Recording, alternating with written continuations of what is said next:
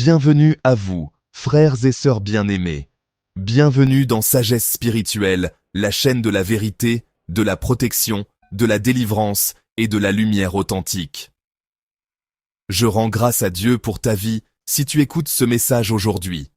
Merci à tous les abonnés fidèles, merci à ceux qui partagent nos vidéos, qui commentent, qui témoignent, qui soutiennent cette œuvre spirituelle. Continuez à liker massivement, à partager cette vidéo autour de vous, à commenter, parce que vous ne savez jamais qui, quelque part, est au bord de l'effondrement spirituel et attend juste ce message pour se relever.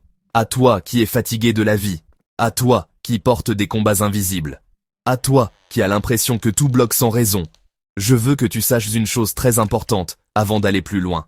Dieu ne t'a pas oublié. Et si cette vidéo t'est apparue aujourd'hui, ce n'est ni un hasard, ni une coïncidence. Avant d'entrer dans le sujet principal, permets-moi de te parler d'un outil très puissant que j'ai mis à disposition pour ceux qui veulent réellement changer leur destinée. L'année 2026 n'est pas une année ordinaire sur le plan spirituel, c'est une année de tri. Une année où ceux qui sont préparés avancent et où ceux qui sont négligents stagnent ou reculent. C'est pour cela que j'ai conçu le nouveau livre de réussite 2026, un guide spirituel profond, sérieux et pratique pour toute personne qui veut réussir, se protéger, stabiliser sa vie et élever son étoile.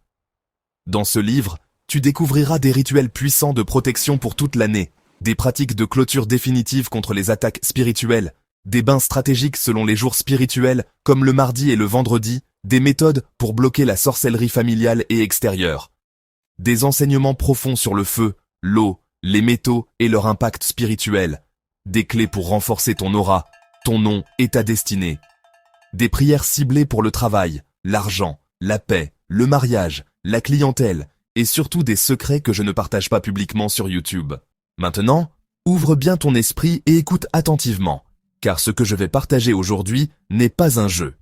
Nous allons parler de protection, d'anti-sorcellerie et d'une pratique très forte.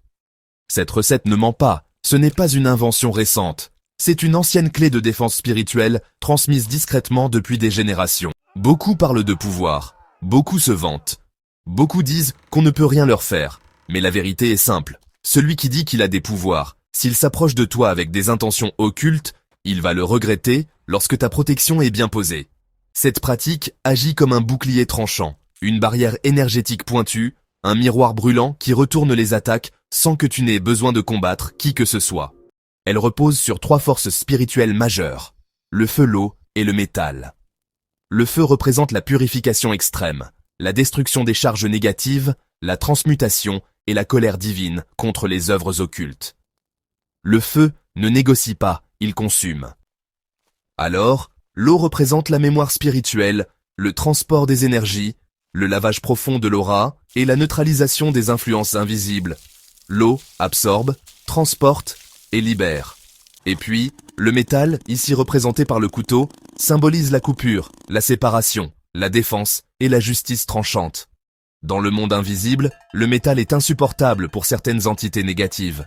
La procédure est la suivante. Tu prends le couteau et tu le mets dans un feu ardent, un vrai feu, pas une petite flamme timide. Tu laisses le couteau dans le feu jusqu'à ce qu'il devienne rouge. Spirituellement, à ce moment-là, le métal est activé, les anciennes charges sont détruites et le couteau devient un récepteur purifié.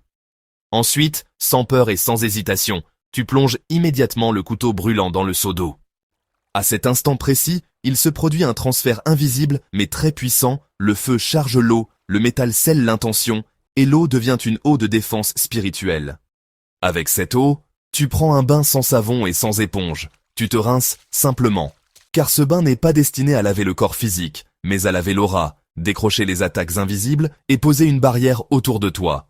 Pendant ce bain, garde le silence, reste calme, évite toute dispute ce jour-là.